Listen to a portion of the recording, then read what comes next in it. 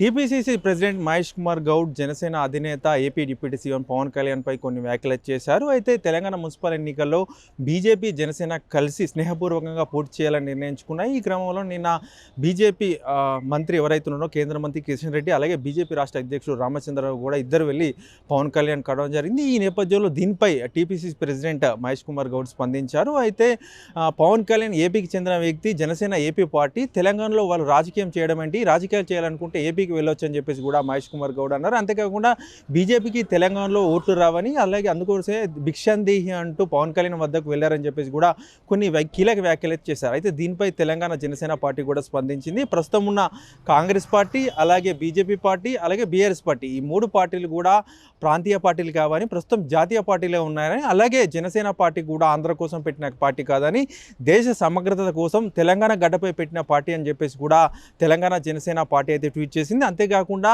తెలంగాణలో ప్రాంతీయ విభేదాలు సృష్టిస్తే చూస్తూ ఊరుకోమని చెప్పేసి కూడా వాళ్ళు ఆ ట్విట్టర్లో పేర్కొన్నారు. ఈ నేపథ్యంలో మనం చూసుకోవచ్చు, తెలంగాణ మున్సిపల్ ఎన్నికలకు సంబంధించి కూడా ప్రచారం ఇప్పటికే స్టార్ట్ అయింది. ఈ నేపథ్యంలో బీజేపీ జనసేనతో కలిసి పోటీ చేస్తే కాస్త సీట్ల సంఖ్య పెరిగే అవకాశం ఉన్న నేపథ్యంలో అయితే నిన్న పవన్ కళ్యాణ్ కలవడం జరిగింది. ఈ నేపథ్యంలో ఈరోజు విలేకరులు అయితే మహేష్ కుమార్ గౌడ్ని ప్రశ్నించారు. ఇట్లా బీజేపీ వాళ్ళు వెళ్ళి పవన్ కళ్యాణ్ కలిస్తే తెలంగాణ ఏమైనా ప్రభావం చూపుతుందా అని చెప్పేసి కూడా అడగా, అయితే ఎలాంటి ప్రభావం చూపించదు, జనసేనకు కానీ పవన్ కళ్యాణ్ కానీ తెలంగాణ ప్రజలు నమ్మరు. ఎందుకంటే పవన్ కళ్యాణ్ తెలంగాణకు సంబంధించి కూడా కొన్నిసార్లు నీచంగా మాట్లాడారు, తెలంగాణ వ్యతిరేక అంటూ చెప్పేసి కూడా మహేష్ కుమార్ గౌడ్ వ్యాఖ్యలు చేశారు.